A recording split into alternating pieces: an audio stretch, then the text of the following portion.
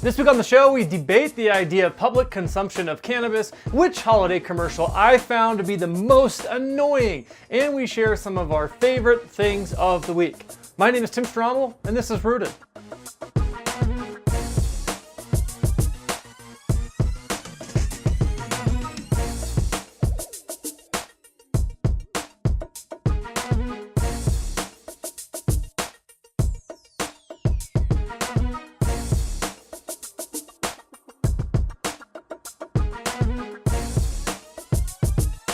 Welcome to the show. Before we get going, we want to send a quick shout out to our buddies over at Cannabis Club TV for sticking with us here in 2019. And to our new buddies over at High Times TV for adding us to their awesome platform as well. We feel blessed and humbled to be part of your amazing networks, and we promise to do our very best to keep producing noteworthy content for your networks. Now, on with the show. With state after state continuing to pass some sort of legal cannabis system, many activists are turning their attention from legalization to more specific laws, like those that cover the public and social consumption of cannabis. Activists are pushing for regulations that would make public, social cannabis consumption more like that of alcohol, looking for cannabis smoking lounges or bars that let you smoke in them, in addition to some requests for more lenient outdoor use laws as well. I have to say that I'm kind of on the fence when it comes to public cannabis consumption being a good idea or a bad idea, so I figured let's debate it on this week's Two Sides. On one hand, I like the idea of public cannabis consumption, like in designated bars or smoking lounges, as just like alcohol, it would give people a place to meet up, unwind, and network, like people do when they go and have a beer after work and talk about how their boss is stupid. Quick note, I've never done that. My bosses are awesome. Had to make sure I mentioned that.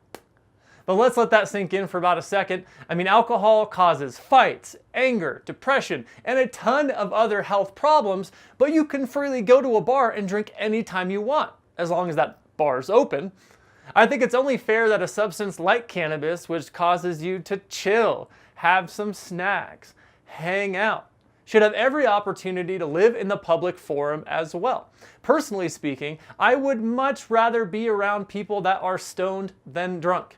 It's an entirely different mindset, and I think the industry is ready to see an evolution to safe, social, public cannabis consumption.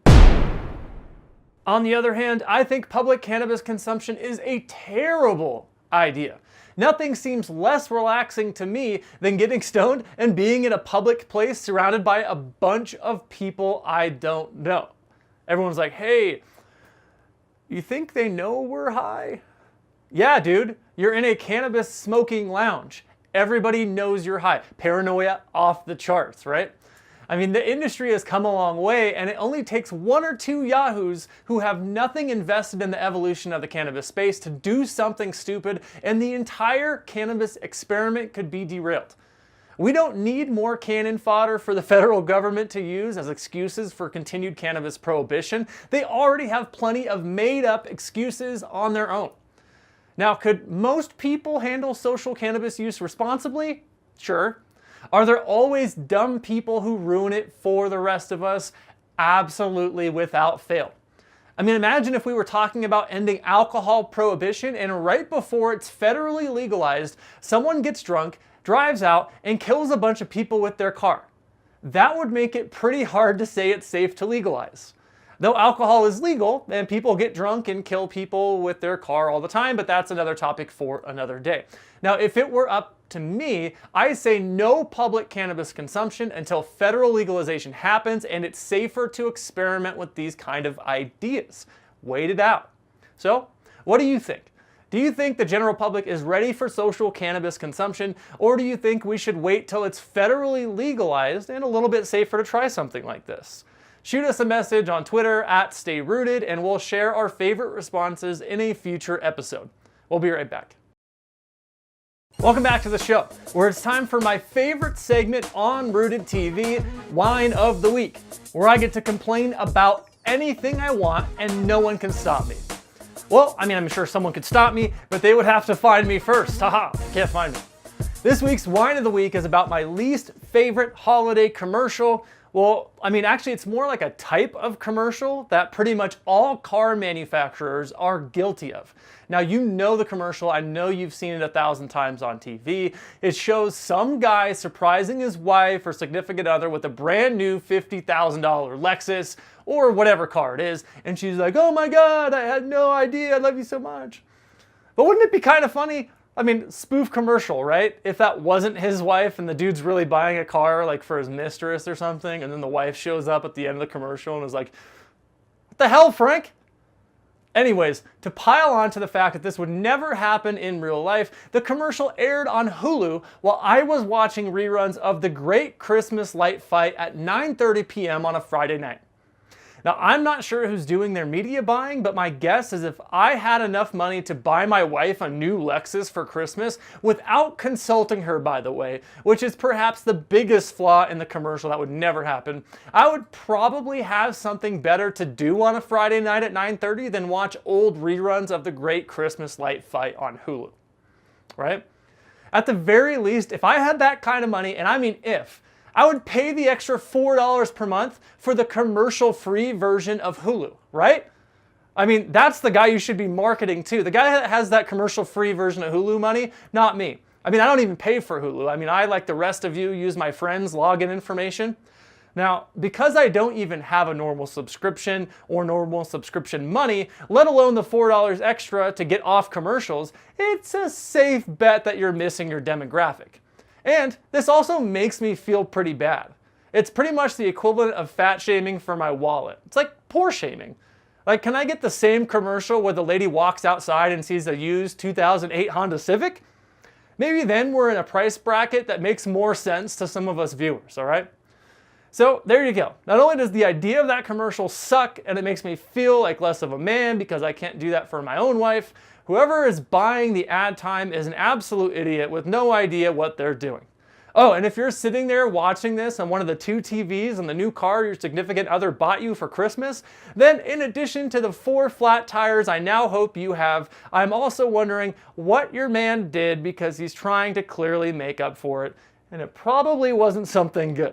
Just like these commercials are no good. So, which commercial annoyed you the most this holiday season? Tweet your responses to @StayRooted on Twitter or any social media. Although if you're tweeting, you have to use Twitter. And we'll pick our favorite responses for the show. We'll be right back. Welcome back to the show. Recently, we had a chance to interview one of the hardest working entrepreneurs in the cannabis space today, and I'm talking about Celeste Miranda of the Cannabis Marketing Lab. Celeste is the owner or part owner of 10 different companies in the cannabis space. That's right, I said 10 different companies. Crazy, right? Throughout this interview, she shares a ton of amazing insights, like how she manages her time, how to tell a good idea from a bad idea, and what's the one thing that helps to make all of these projects possible. Here's a sneak peek. So you just woke up one day and you're like, I'm going to be a boss. I'm going boss mode. All these companies are going to be mine. I'm just kidding. But I mean, you bring on the first project, the second project, the third project after the Cannabis Marketing Lab. Now you're upwards towards 10. At what point do you say, okay, I don't know if I can take on another company, or is there a limit? No, Tim, there is. And, I think that I'm approached every day to get involved in companies and on boards and investing and this and that. And I have to be, what it comes to today is I'm so grateful to be in the position where I don't have to take on another client. I don't have to take on another business or another company. But it's interesting because I want to help now. I'm in the position more so now to help people that I think deserve it and that need it. And, in this industry and on the medicinal side of things and that sort of thing. So, and I myself, I have MS. And so 8 years ago, 9 years ago, I was diagnosed with MS. And so that was a lot of what even got me in this industry as well to begin with, is CBD helped me more than all the drugs that Stanford was giving me at the time. And so, it's interesting. I think that when opportunities come to me now, I'm picky in who I work with. I'm picky in who I take on. But there definitely is a threshold, because all that I have today is my hours. That's it. That's all I have in a day is my hours. And so, I have to spend those as wisely as I can. And in this industry, that's hard because there's so much going on and there's so much happening and there's so many cool things coming about and this and that. If I could, duplicate myself, I'd be doing so much more than I'm doing even. Head over to iTunes, SoundCloud, or StayRooted.com to listen to or download podcast episodes. Also, do us a favor and leave us a review so we can go ahead and continue to grow the show. Time now to share with you some of our favorite and least favorite things of the past week. Let's start off positive, as 2018 ended on a high note for the hemp and hemp-derived CBD industry, as passing of the Farm Bill legalizes hemp in the United States. There are a ton of regulations and other fun hoops producers will need to jump through, of course, but overall, you'd have to say it's a big time win for hemp growers, and it could be a huge development for the American economy. I think so. Now, something we're not so excited about. Cannabis banking continues to be a challenge, as recently California deemed the idea of a cannabis bank unfeasible, continuing to leave cultivators and dispensaries in the Golden State with nowhere to store their gold. See what I did there? Now, I think this is absolutely ridiculous. It's 2019 and the issue of cannabis banking is getting old. Honestly, I'm astounded that this is still a problem. In every other aspect of life, people can't take your money from you fast enough. Heck, the California local and state government are taxing cannabis like crazy, but for some reason, this is the one industry no one can figure out. They're literally taking the money from cannabis producers and distributors when it's tax money, which has to go through a bank. But then there's nowhere for these companies to actually bank because of federal regulations. So let me get this straight.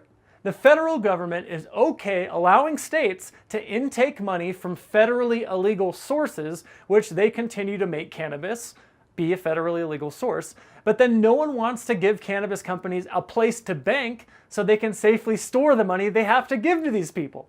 How does that make sense to anyone? It's so dumb. I don't even care that it's still federally illegal. Everybody speaks the language of money, and it's clearly enough of a crisis that someone in some government somewhere needs to make it work. Tired of it. Okay, we can't leave you with bad vibes, so we're gonna end on a positive note. It's been 5 years since Colorado's legal cannabis system was born, and the state has seen $2.28 billion in cannabis sales. That's cool enough in itself, but more impressive in my mind is the $173+ million in tax revenue generated by the state, which has gone to projects like youth education, affordable housing, public schools, and fixing up parks and recreation centers all over the state. So say what you will about the cannabis industry and the high tax rates, and I know you will say whatever you want to, but it's awesome to see the tax dollars go to worthy projects that better our society.